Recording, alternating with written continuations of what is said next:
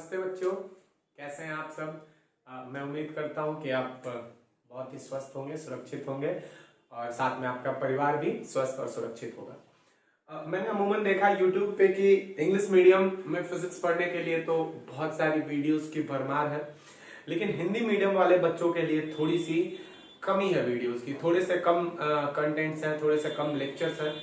तो मैंने यह सोचा कि क्यों ना हिंदी मीडियम वाले बच्चों के लिए कुछ किया जाए और इसी क्रम में प्रारंभ किया। आज से हमने क्लास 11वीं का पहला पार्ट इसको ना कह के आप कह लीजिए कि यह बेसिक्स है एक तरीके से। तो प्रारंभ करते हैं हम, आइए देखते हैं हमारा टॉपिक क्या है। भौतिक राशियां और विमाएं। भौतिक राशियां और विमाएं। सबसे पहले हम देखेंगे कि भौतिक राशियां क्या होती हैं और उसके बाद देखेंगे कि उनकी विमाएं क्या होती हैं। ठीक है, तो चलिए चालू करते हैं।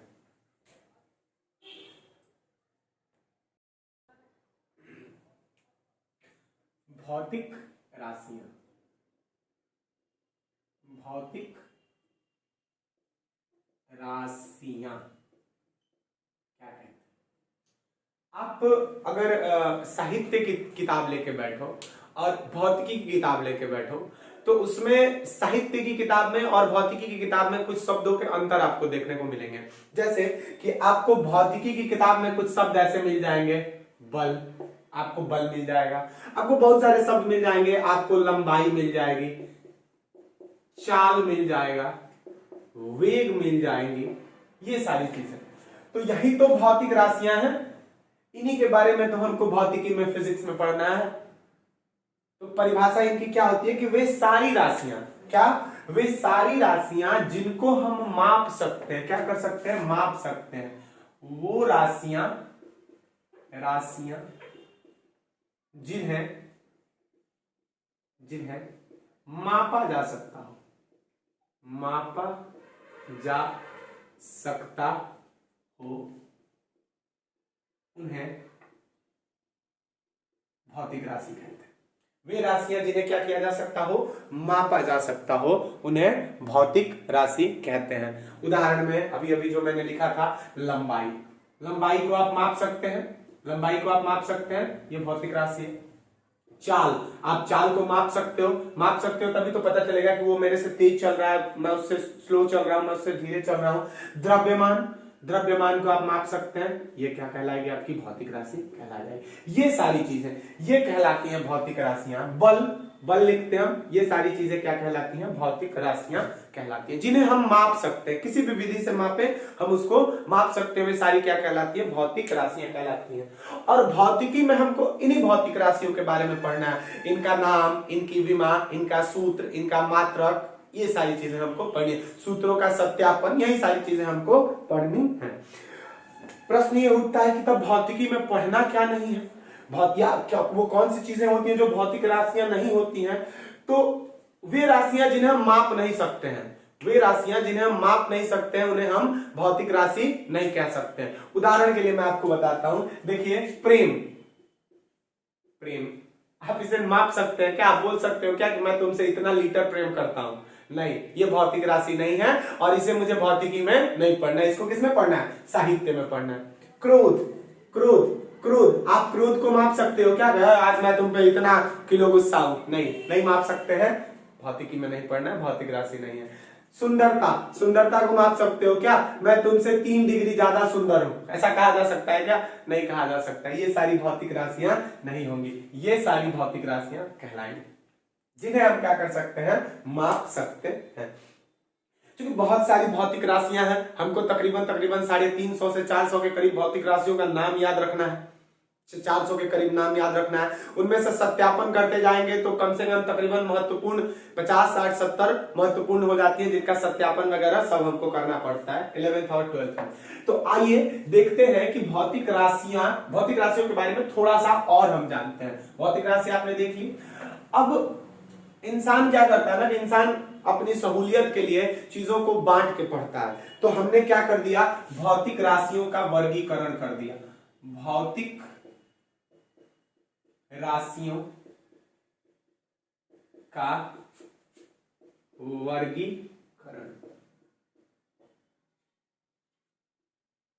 भौतिक राशियों का वर्गीकरण। तो व्युत्पत्ति के आधार पे भौतिक राशियों को दो भागों में विभक्त किया गया। व्युत्पत्ति के आधार पे भौतिक राशियों को दो भागों में विभक्त किया गया। पहली कहलाई हमारी आधारी भौतिक राशि, आधारी भौतिक राशि। इसको हम अंग्रेजी में कहते हैं फंडामेंटल फिजिकल क्वांटिटी। और दूसरा हिस्सा क्या हुआ इसका? दूसरा हिस्सा होता है व्युत्पन्न भौतिक राशि।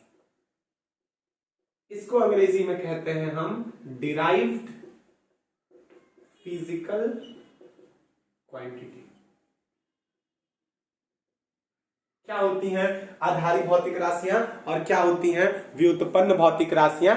आइए समझते हैं।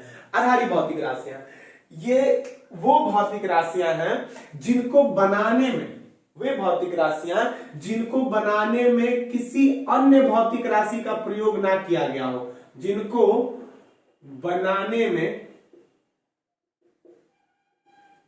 अन्य भौतिक राशियों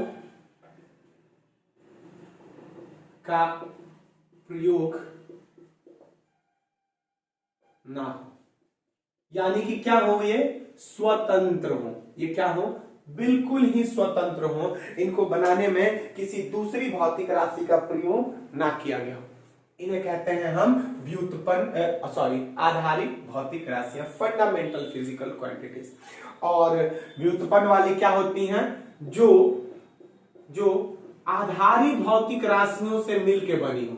आधारी भौतिक राशियों से मिलके बनी, जिनको बनाने में आधारी भौतिक राशियों का प्रयोग किया हुआ। मैं आपको एक उदाहरण समझाता हूं, ध्यान से सुनिएगा। पहले एक चीज और मैं लिख लूं इसमें कि इनकी संख्या 7 है। हालांकि और बाद में जो दो जुड़ गई हैं, दो और इसमें जोड़ दिया जाता है, लेकिन प्रारंभ में हम पढ़ते हैं कि इनकी संख्या क्या है? 7 है। और इनकी संख्या आप जितना बना लो। देखिए मैं आपको एक उदाहरण समझाता हूं। अगर आप रंगों की बात करें तो प्राथमिक रंग तकरीबन 7 ही होते हैं।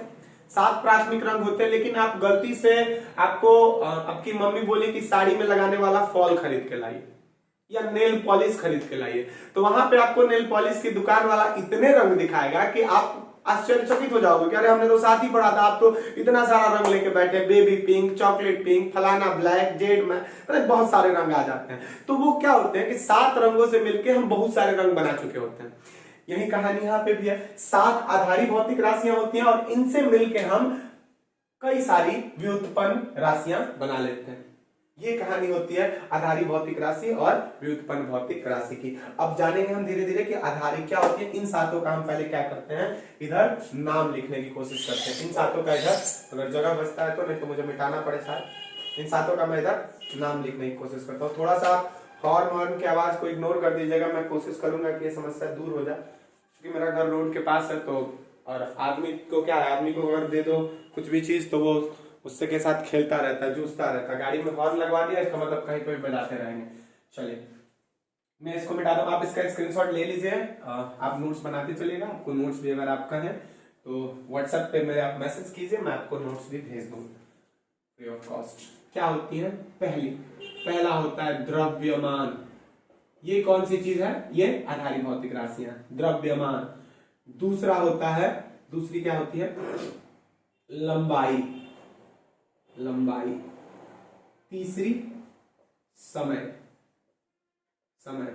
चौथा विद्युत धारा। पांचवा बोलते हैं उष्मा का ताप। छठा ज्योति तीव्रता।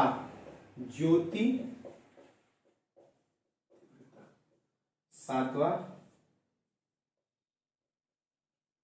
पदार्थ का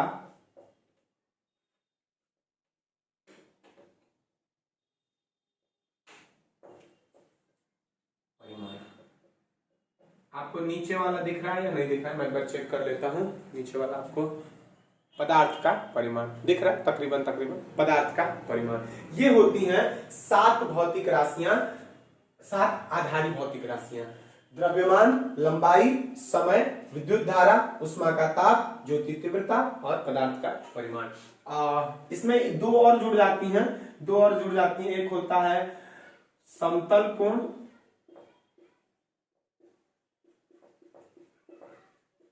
और एक होता है ठोस कोण। इसको प्लेन एंगल और सॉलिड एंगल बोलते हैं, ठोस कोण। ये दोनों भी इसमें शामिल हो जाते हैं। अब ये होती हैं आधारी भौतिक राशियां। अब इनके कुछ चिन्ह, एक चीज बताइए कि इंसान हमेशा चाहता है ना कि वो शॉर्टकट इस्तेमाल करे। वो इंसान हमेशा इसको लगा रहता है कि वो शॉर्टकट में पैसा कमा ले, वो शॉर्टकट में मशहूर हो जाए। तो इसी क्रम में उसने क्या किया, इसी चीज को उसने भौतिकी में भी अप्लाई किया। वो बार बार द्रव्यमान, लंबाई, समय नहीं लिख सकता था, तो इसलिए उस इंसान ने क्या किया कि इन सारी भौतिक राशियों के लिए एक एक वर्णमाला को चुना कि हम इस वर्णमाला से इसको दर्शाएंगे, इस वर्णमाला से इसको दर्शाएंगे। तो दर्शाने के क्रम में क्या हुआ कि द्रव्यमान को अंग्रेजी में बोलते हैं मास, तो इसीलिए इसको दर्शाने के लिए उसने किसका इस्तेमाल किया, एम का। लंबाई को लेंथ बोलते हैं, इसीलिए इसके लिए एल। समय को टी, टाइम बोलते हैं, इसीलिए यहाँ पे टी। अब विद्युत धारा को बोलते हैं इलेक्ट्रिक करंट। विद्युत धारा को बोलते हैं इलेक्ट्रिक करंट, लेकिन ना तो उसने ई यूज किया ना उसने सी यूज किया। यहां पे उसने यूज क्या किया, इस्तेमाल किया उसने ए का मतलब ये हो गया कि विद्युत धारा का जो एसआई मात्रक होता है जिसमें उसको नापते हैं वो होता है एम्पियर की जगह ए। ऊष्मा का ताप, इसके लिए क्या किया, ऊष्मा का ताप का आपका टेम्परेचर होना चाहिए। टी इस्तेमाल उसने नहीं किया, टी ऑलरेडी यहाँ पे इस्तेमाल हो चुका था, तो उसने इस्तेमाल क्या किया, के। बोलो सर के क्यों किया? इसका जो मात्रक होता है वो होता है केल्विन, तो केल्विन से यहाँ पे के ले लिया। ज्योति तीव्रता को बोलते हैं अंग्रेजी में ल्यूमिनस इंटेंसिटी, अंग्रेजी में बोलते हैं ल्यूमिनस इंटेंसिटी। तो ना एल इस्तेमाल हुआ ना आई इस्तेमाल हुआ, इस्तेमाल क्या किया गया, सीडी। इस्तेमाल क्या किया गया, सीडी। अब बोलो सर सीडी क्यों किया गया? इसका जो मात्रक होता है वो होता है कैंडेला, इसका जो मात्रक होता है वो होता है कैंडेला, तो इसीलिए सीडी। और पदार्थ का परिमाण अमाउंट ऑफ सब्सटेंस, इसको अंग्रेजी में बोलते हैं अमाउंट ऑफ सब्सटेंस। इसके लिए इस्तेमाल किया उसने MOL, मोल। केमिस्ट्री में आपने पढ़ा होगा मोल, MOL ही होता है इसका मात्रक, इसीलिए यहां पे हमने इस्तेमाल किया MOL। समतल कोण के लिए रेडियन और ठोस कोण के लिए स्टेरेडियन, ये इस्तेमाल होता है RD और STD। रेडियन बोलते हैं इसके मात्रक को स्टेरेडियन, इसीलिए प्लेन एंगल और सॉलिड एंगल। अब कहानी ये थी कि हम तो 7 और 2 9 आधारी राशियों के बारे में हम पढ़ चुके थे। अब इन्हीं से मिला के कुछ व्युत्पन्न भौतिक राशियां बनाई गई, कुछ क्या बहुत सारी बनाई गई। अब देखिए इसके उदाहरण में हम समझते हैं थोड़ा सा। एक मैं आपको बता दूं, यहाँ पे एक उदाहरण मैंने लिखा क्षेत्रफल। ये एक ऐसी भौतिक राशि है जो कि आधारी भौतिक राशियों को मिलकर बनी है। आप अगर ध्यान से क्षेत्रफल का सूत्र देखें तो क्षेत्रफल का सूत्र होता है लंबाई गुणा चौड़ाई। क्षेत्रफल का सूत्र होता है लंबाई गुणा चौड़ाई। तो लंबाई भी एक प्रकार की लंबाई है और चौड़ाई भी तो एक प्रकार की लंबाई ही है, चौड़े में लंबाई है। तो देखो ये एक ऐसी भौतिक राशि है, जो 2 आधारी भौतिक राशियों को यानी 2 बार लंबाई को इस्तेमाल करके बनी है, इसीलिए इसे हमने क्या कहा, व्युत्पन्न भौतिक राशि कहा। वेग या चाल लिखते हैं पहले। चाल का सूत्र क्या होता है? चाल का सूत्र होता है दूरी बटा में समय। चाल का सूत्र होता है दूरी बटा में समय। अब मैं आपसे पूछूं अगर कि दूरी क्या है, तो दूरी पथ की लंबाई को ही तो दूरी बोलते हैं। तो ऊपर हमने लिख दिया लंबाई और नीचे लिख दिया समय। जरा मुझे बताइए तो कि चाल एक कैसी राशि है? व्युत्पन्न भौतिक राशि। इसको किन आधारी भौतिक राशियों से मिलकर बनाया गया है? तो लंबाई और समय। इस प्रकार के बहुत सारे उदाहरण हैं आपके पास। आप बल लिख लीजिए, आप त्वरण लिख लीजिए, बहुत सारी चीजें हैं। तो आने वाले समय में हम इन सबको डिटेल में पढ़ेंगे, इसका अध्ययन डिटेल में करेंगे। तो फिलहाल इतनी बात आपको समझ में आ गई कि भौतिक राशियां क्या होती हैं, इनका वर्गीकरण किस प्रकार से होता है, और ये दो प्रकार, और इनकी सारी चीजें आपको समझ में आ जानी चाहिए। अब हम बात करते हैं किनकी? विमाओं की। अब यहां से चलेंगे किस पे? सीधे विमाओं पे।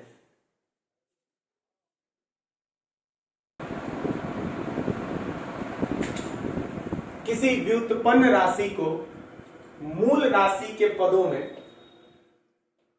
व्यक्त करने के लिए मूल राशियों पर लगाई जाने वाली घातों को विमा कहते हैं।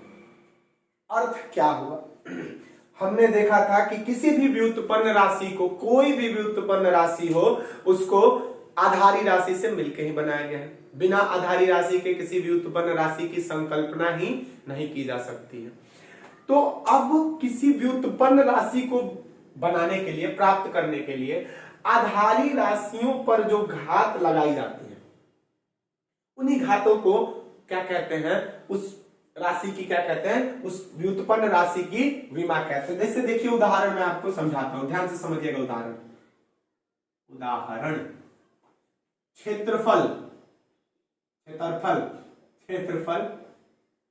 क्षेत्रफल का सूत्र क्या होता है? अभी मैंने जस्ट बताया, क्षेत्रफल का सूत्र होता है लंबाई गुणा चौड़ाई। लंबाई गुणा चौड़ाई।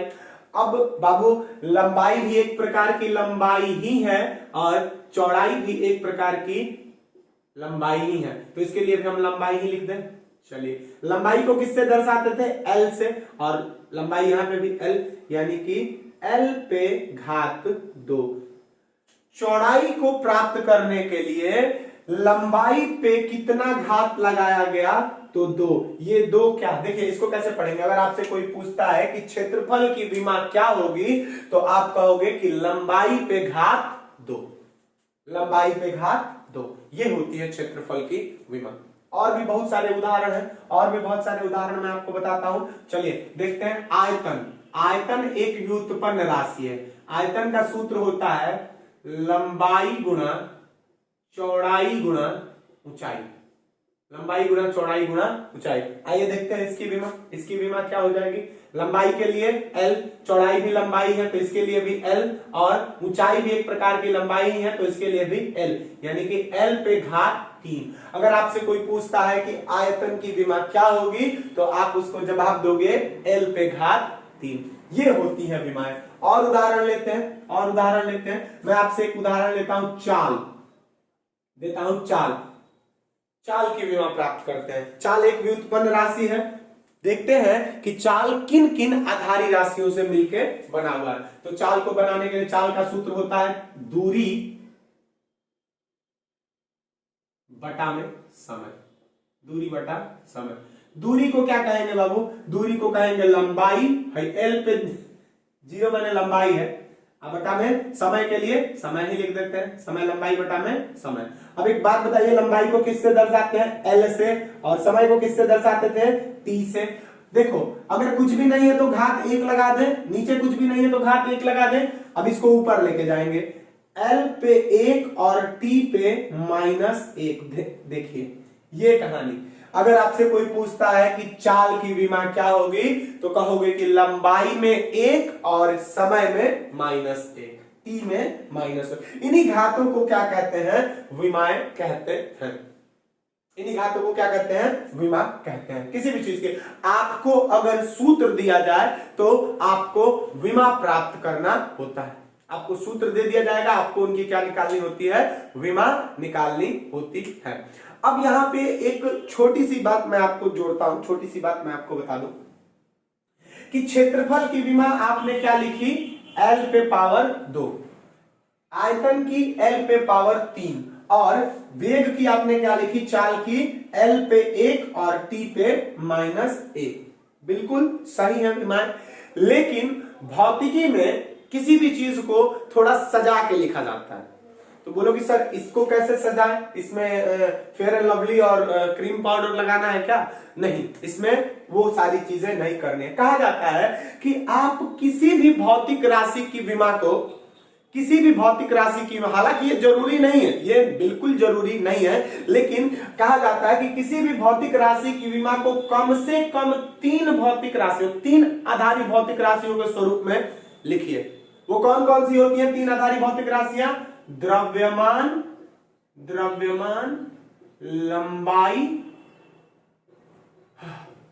लंबाई और समय। कम से कम इन तीनों के स्वरूप में तो लिखना ही होता, अच्छा लगने के लिए, विमीय सूत्र बनाने के लिए। विमीय सूत्र अभी क्या होगा मैं आपको बताता हूं।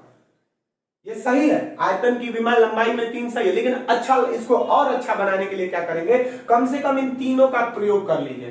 तो बोलो कि सर आयतन के सूत्र में तो कहीं द्रव्यमान और समय की जिक्र ही नहीं है, का जिक्र ही नहीं है, तो हम जबरदस्ती कैसे घुसा दें? वैज्ञानिक कैसे घुसा दोगे? तो क्या काम किया जाएगा मैं आपको बताता हूं। देखिए, अगर द्रव्यमान नहीं है तो हम ऐसे नहीं लिख देंगे कि m पे 0, l पे 3 और t भी नहीं है तो t पे 0। देखिए हो गया क्या, द्रव्यमान पे 0, लंबाई पे 3 और समय पे -1। इन दोनों का मान 1 1 के बराबर आएगा और गुणा करोगे तो खाली l पे 3 बच जाएगा। देखो सही ये भी है, लेकिन ये थोड़ा सा क्या है, सुंदर। अगर आपको दिया जाए दाल भात, दाल चावल और सब्जी, तो दाल अलग दिया जाए, चावल अलग दिया जाए, सब्जी अलग दिया जाए, पापड़ अलग दिया जाए, तो थोड़ा अच्छा लगता है। हालांकि आपको दाल भात सब एक में सान के और उसी में पापड़ तोड़ के दे दिया जाए, खाएंगे उससे भी एनर्जी मिलेगी, लेकिन थोड़ा सिस्टमेटिक हो तो अच्छा लगता है। मेहमान आते हैं, आप अपने घर में हो तो कैसे ही रहते हो, लुंगी पहन के घूम रहे हो, नहीं तो ऐसे ही मतलब बिना कुछ पहने तो नहीं, लेकिन कुछ भी पहन के घूमते हो। लेकिन मेहमान आ जाते हैं तो ऊपर टी शर्ट नीचे पैंट पहन लेते हो। मैं भी अभी घर में ऐसे ही घूम रहा था, लेकिन वीडियो बनाने के लिए क्या किया मैंने, टी शर्ट पहन लिया, नीचे तो हालांकि लोअरे है। तो ये कहानी होती है। चलिए, तो अगर मैं बात करूं क्षेत्रफल के विमाओं की, तो क्षेत्रफल की विमाओं में तीनों को डाल दीजिए। m में 0 कुछ भी नहीं है, द्रव्यमान है ही नहीं तो 0, लंबाई नहीं है, लंबाई है, लंबाई पे 2 और समय नहीं है तो समय पे 0। ये होती हैं विमाएं। यानी कि कहेंगे कि क्षेत्रफल की विमाएं द्रव्यमान में 0, लंबाई में 2 और समय में 0। आयतन की विमाएं द्रव्यमान में 0, लंबाई में 3 और समय में 0। उसी प्रकार इसकी बात करते हैं समय की, तो समय द्रव्यमान इसमें है नहीं है, तो m पे क्या कर लेंगे 0, l पे 1 और t पे -1। ये कहानी। आपको समय की चाल की विमा के बारे में पूछा जाए तो कहोगे कि द्रव्यमान में 0, लंबाई में 1 और समय में -1। ये कहानी होती है विमाओं की। आइए कुछ विमाओं के बारे में और जानते हैं, कुछ भौतिक राशियों की विमाएं और निकालते हैं। त्वरण, अंग्रेजी में एक्सेलरेशन बोलते हैं इसको। आइए इसकी विमाओं के बारे में जानते हैं। त्वरण का सूत्र क्या होता है बाबू? त्वरण का सूत्र होता है अंतिम वेग माइनस प्रारंभिक वेग बटा में समय, v minus u by T. अंतिम वेग माइनस प्रारंभिक वेग बटा में समय। अब वेग का सूत्र क्या होता है? वेग का होता है विस्थापन बटा में समय, विस्थापन बटा में समय। अंतिम वेग का, प्रारंभिक वेग का एकदम पूरा खोल दो, जैसे किसी चीज का कल पुर्जा खोल देते हो वैसे ही खोल दो। अंतिम वेग का भी वही हो जाएगा, विस्थापन वेग कौन हो, चाहे अंतिम वेग हो चाहे प्रारंभिक वेग हो, सबका सूत्र विस्थापन बटा समय। नीचे आपका आ गया समय। देखिएगा ध्यान से समझिएगा। एक बात बताइए कि एक भौतिक राशि है विस्थापन बटा समय, दूसरी भौतिक राशि है विस्थापन बटा में समय। अगर इसमें से इसको घटाएंगे तो जो उत्तर भौतिक राशि आएगी वो भी तो एक वेग ही आएगी। ध्यान से सुनिएगा मेरी बात को। जो उत्तर भौतिक राशि आएगी, अगर मैंने प्रारंभिक वेग अंतिम वेग में से प्रारंभिक वेग को घटाया तो जो उत्तर आएगा वो भी तो एक वेग ही आएगा। अगर 10 गायों में से मैं 3 गाय को घटा देता हूं तो उत्तर 7 घोड़ा होगा या 7 गाय ही होगी? 7 गाय ही होगी। तो मैंने जब उत्तर निकाला ऊपर वाले का तो वो भी एक प्रकार का वेग ही आया, और वेग का तो सूत्र होता ही है विस्थापन बटा में समय। वेग का सूत्र विस्थापन बटा में समय, और नीचे हमारा क्या है समय ऑलरेडी एक। ध्यान से सुनिए, इसमें से इसको घटाया तो जो उत्तर आई वो वेग ही आई, तो वेग का मान विस्थापन बटा में समय और नीचे समय। अब इसको मैं ऐसे लिख सकता हूं, विस्थापन बटा में, ये समय है, ये 1 बटा समय होके समय का वर्ग हो जाएगा, समय का वर्ग, समय का विस्तार स्क्वायर। अब विस्थापन क्या होता है बाबू? विस्थापन आपने पढ़ा, विस्थापन क्या होता है? प्रारंभिक और अंतिम बिंदु के बीच की सबसे छोटी दूरी, प्रारंभिक और अंतिम बिंदु के बीच की सबसे छोटी दूरी, या प्रारंभिक और अंतिम बिंदु की लंबाई, सबसे छोटी लंबाई। तो विस्थापन भी एक प्रकार की क्या होती है? लंबाई ही होती है, बटा में नीचे समय का वर्ग है। अच्छा, लंबाई के लिए क्या लिखते हैं? L, समय के लिए क्या लिखते हैं? T, T पे वर्ग है ना तो T का स्क्वायर लगा देते हैं। अब आइए इसको नीचे लिखें, L और T ऊपर जाएगा तो क्या हो जाएगा बबुआ? -2। सही है, उत्तर आ गया यहाँ पे। याद कीजिए, अभी मैंने आपको बताया था कि अच्छा लगने के लिए कम से कम 3 भौतिक राशियों का प्रयोग किया जाता है, लंबाई, द्रव्यमान और समय। तो लंबाई और द्रव्यमान तो ऑलरेडी है। अच्छा, यहाँ पे घात 1 लगा हुआ, कुछ भी नहीं है, मतलब कि घात 1। अब द्रव्यमान घुसा देते हैं इसमें, तो द्रव्यमान है ही नहीं, तो घुसना चाहेगा तो कहेंगे चलो तुमको 0 दे दे, तुम भी खुश हो जाओ। L पे 1 और T पे -2। ये होती है कहानी किसकी? त्वरण के विमा की। त्वरण की विमा द्रव्यमान में 0, लंबाई में 1 और समय में -2। समझ में आ गई कहानी? और भी बहुत सारी विमाएं हम अभी देखेंगे, बहुत सारी विमाएं देखते हैं। आई, बहुत सारी विमाएं। अगला विमा देखते हैं, ध्यान रखिएगा, इसको कहीं कोने में लिख दें, त्वरण की विमा यहीं पे लिख देंगे, मिटा रहे हैं। आप इसका चाहिए तो स्क्रीनशॉट ले लीजिए। क्या है यहाँ पे? त्वरण की विमा द्रव्यमान में 0, लंबाई में 1 और समय में -2। मिटा दो इसको। चलिए अगला देखते हैं, बल। बल का सूत्र आपको पता है क्या होता है? बल का सूत्र होता है द्रव्यमान गुणा त्वरण। मैं आपको सूत्र बताते जाऊंगा, सूत्र की चिंता मत कीजिए, सूत्र आपको बताया जाएगा। द्रव्य, उल्टा लिख देंगे, द्रव्यमान गुणा त्वरण। ओके, चलिए देखते हैं। अब एक बात बताओ कि त्वरण का हम ऑलरेडी ऊपर इधर लेके आए हैं, क्या लेके आए हैं? m में 0, L में 1 और T में -2। ओके, द्रव्यमान का क्या हो जाएगा? द्रव्यमान का हम लिख दें खाली m में 1, क्योंकि द्रव्यमान के साथ कुछ है ही नहीं तो m में 1 लिख देते हैं। अब आइए इसको देखो, समझो बाबू, द्रव्यमान माने m पे 1 लिख दिया हमने, कुछ भी नहीं है तो पावर 1 लिख सकते हैं। कहीं x लिखा हुआ है तो उसको x पे पावर 1 लिख सकते हैं, कोई उखड़ने वाला, कोई कुछ बिगाड़ने वाला नहीं है आपका।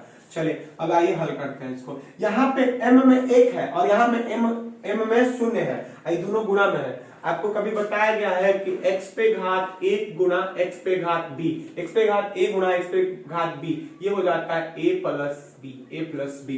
चलिए ध्यान देते हैं, यहाँ पे 1 और यहाँ पे 0, 1 प्लस 0 यानी कि m में 1 हो जाएगा, ठीक, L में 1 और T में -2। ये होती है बल की विमा। बल की विमा कहेंगे कि द्रव्यमान में 1, लंबाई में 1 और समय में -2। ये होती है बल की विमा। बहुत सारी चीजें आएंगी, अभी बहुत सारी चीजें आएंगी। आइए और एक दो उदाहरण देखते हैं,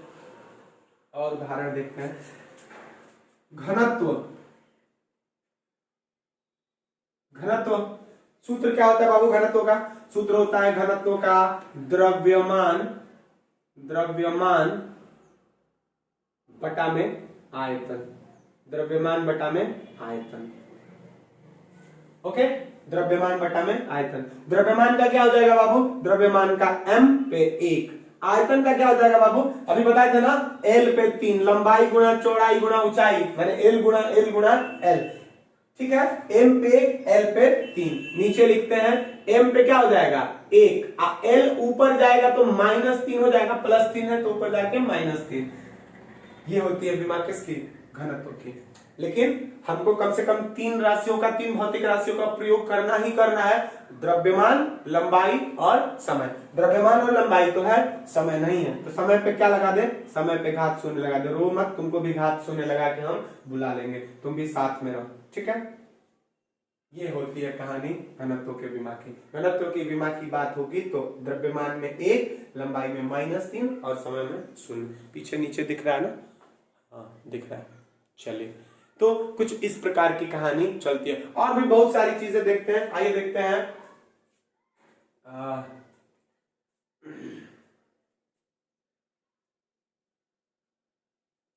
एक सेकेंड। हाँ, तो अगला देखते हैं। आवृत्ति, जिसको अंग्रेजी में फ्रीक्वेंसी बोलते हैं।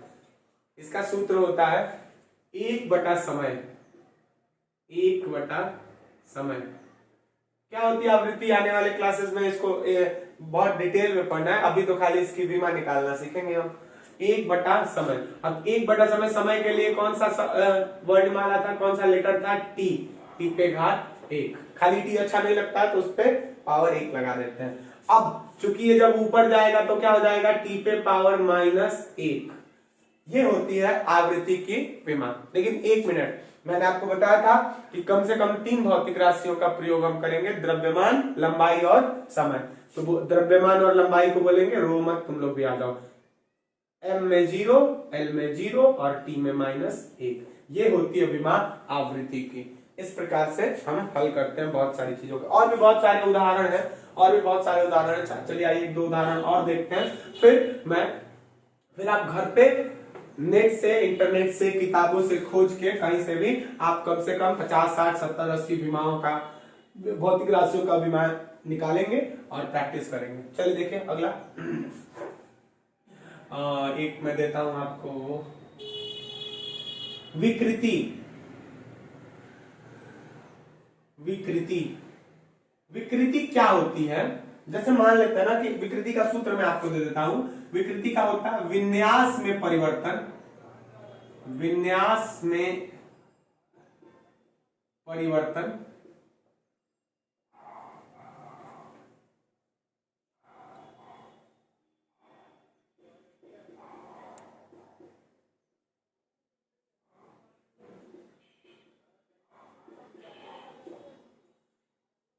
विन्यास में परिवर्तन बटा में प्रारंभिक विन्यास। इसका देखिए अर्थ मैं आपको समझाता हूं। जैसे मान लीजिए ना कि आपके पास एगो धागा है या एक रबर है। इस रबर की लंबाई जो है, इस रबर की लंबाई 10 मीटर है। इस रबर की लंबाई 10 मीटर है। आप बंदर इस रबर को खींच के 12 मीटर का कर दिए। इस रबर को खींच के कितना कर दिए? 12 मीटर का कर दिए। अब इस रबर की लंबाई हो गई 12 मीटर। इस रबर में कुछ विकृति आई है। इस रबर में कुछ विकृति आई है। और विकृति कितनी है? तो विकृति का सूत्र होता है विन्यास में परिवर्तन। चूंकि यहाँ पे देखिए लंबाई विन्यास है, तो 10 मीटर का रबर था, कितना हो गया? 12 मीटर का। तो परिवर्तन लंबाई में कितना हुआ? 2 मीटर का। ठीक है। और बटा में प्रारंभिक कितना है? 10, यानी कि विकृति का मान 1/5। हालांकि ये सब आगे डिटेल में पढ़ना है, अभी खाली हम विमा की बात करते हैं। जैसे मान लीजिए कि कोई लड़का है, वो पहले 50 किलो का है, वो पहले 50 केजी का है। वो खा के कितने का हो गया? 55 केजी का हो गया। खा के 55 केजी का। अगर मैं बोलूं कि विन्यास में परिवर्तन क्या है, तो द्रव्यमान में बदलाव, या कितना बदलाव हुआ है उसके भार में? 5 का। तो 5 बटा में प्रारंभिक कितना है? 50, यानी कि 1/10। हालांकि भार का मात्रक न्यूटन होता है, केजी हम प्रैक्टिकली लिखते हैं जो कि गलत है। भार का मात्रक न्यूटन होता है, आगे ये भी बताएंगे क्यों। चलिए, तो विन्यास में परिवर्तन बटा में प्रारंभिक विन्यास। तो विन्यास कुछ भी हो सकता है। लंबाई में परिवर्तन बटा में प्रारंभिक लंबाई, द्रव्यमान में परिवर्तन बटा में प्रारंभिक द्रव्यमान, कुछ भी हो सकता है। आयतन में परिवर्तन बटा में प्रारंभिक आयतन, क्षेत्रफल में परिवर्तन बटा में प्रारंभिक क्षेत्रफल, बल में परिवर्तन बटा में प्रारंभिक बल। तो एक बात बताइए मुझे, एक उदाहरण आप ले लीजिए। ऊपर लंबाई की बात करते हैं। मान लेते हैं अगर लंबाई को लेते तो ये हो जाएगा ना, लंबाई में परिवर्तन बटा में प्रारंभिक लंबाई। अब ध्यान से सुनिएगा इस बात को बाबू, बहुत दिलचस्प बात है कि लंबाई में परिवर्तन बटा में प्रारंभिक लंबाई। क्या किया जाए? लंबाई में परिवर्तन, तो जो लंबाई में परिवर्तन आएगा वो भी तो एक प्रकार की लंबाई ही होगी। अगर वो रबर 10 मीटर से 12 मीटर का हो गया था, तो जो 2 मीटर था वो भी तो एक लंबाई ही था। तो चलिए ऊपर L लिख देते हैं। आप प्रारंभिक लंबाई के लिए क्या लिखेंगे? L लिख दें, यानी कि L से L कट गया। अब तो इसके पास कुछ विमा ही नहीं रह रही है। देखिए इसमें क्या लिखते हैं? हमको क्या पता है कि हम 3 भौतिक राशियों का इस्तेमाल करते हैं, लंबाई, द्रव्यमान और समय। तो द्रव्यमान में कुछ है नहीं है, तो m पे 0। लंबाई भी नहीं रहा तो लंबाई पे भी क्या हो जाएगा 0, और समय नहीं है तो समय पे भी 0। इनको बोलते हैं विमा रहित भौतिक राशि, इनके पास विमा नहीं होती है। जैसे कुछ भी हो सकता है यहाँ पे, जैसे द्रव्यमान में परिवर्तन बटा में प्रारंभिक द्रव्यमान, ये भी हो सकता है। एक उदाहरण अगर मैं आपको देता हूं, देखिए ध्यान से सुनिएगा उदाहरण। अपेक्षिक घनत्व,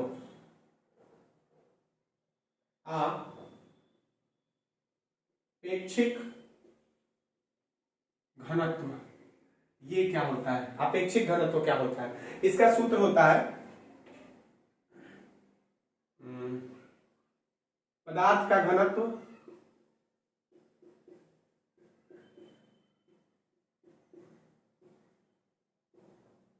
पानी का घनत्व।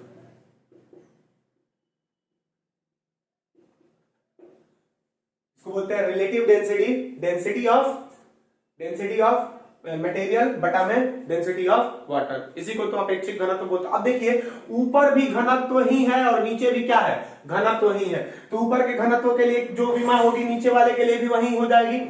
देखो किसी चीज का घनत्व हो उसकी विमा वही होगी, यहाँ पे किसी चीज का विमा हो उसकी दोनों की विमा सेम होगी, तो ऊपर नीचे दोनों की विमाएं क्या हो जाएंगी, कट जाएंगी। जैसे मैंने आपको अभी बताया था कि इसकी विमा क्या आई थी, पदार्थ के घनत्व की विमा थोड़ी देर पहले मैंने आपको बताया था, ये था m में 1, l में -3 और t में 0। उसी प्रकार नीचे घनत्व ही है तो इसमें भी m में 1, l में -3 और t में 0। ये इससे ये कट गया, इससे ये इससे सबसे सब कट गया, यानी कि m में 0, l में 0, t में भी 0, विमा रहित राशि। तो ये कहानी होती है विमाओं की। आप बहुत सारे विमाएं घर पे बैठ के भी निकालेंगे नेट से सर्च करके या किसी किताबों में, ठीक है। चलिए तो अब अगले टॉपिक की तरफ बढ़ते हैं। चलिए तो अगला हमारा जो टॉपिक है वो है विमा के आधार पर भौतिक राशियों का वर्गीकरण। अभी तो एक वर्गीकरण हमने उनकी उत्पत्ति के आधार पर देखा था कि दो होती हैं, आधारी और व्युत्पन्न। अब हम देखेंगे कि विमा के आधार पर हम भौतिक राशियों को कितने भागों में वर्गीकृत कर सकते हैं। जैसे हम वर्गीकरण के नए हम किसी चीज को नए नए तरीकों से वर्गीकृत कर सकते हैं। जैसे हम त्रिभुज के लिए अगर कहें तो त्रिभुज को वर्गीकृत करने के दो तरीके होते हैं, एक उसकी भुजाओं के आधार पर और एक उसके कोण के आधार पर। जैसे भुजाओं के आधार पर 3 होता है, कोण के भी आधार पर 3, न्यून कोणीय, समकोणीय इत्यादि। भुजाओं के आधार पर ऐसे ही होता है, समबाहु, द्विबाहु, ये सारी चीजें। उसी प्रकार भौतिक राशियों को भी हम 2 तरीके से, तो पहला तो हम पढ़ लिए थे, आइए दूसरा विमा के आधार पे। तो पहली होती है विमीय चर राशि। ध्यान से देखिएगा, विमीय चर राशि किसको कहेंगे? विमीय चर राशि जिनके पास विमा हो और मान अचर हो।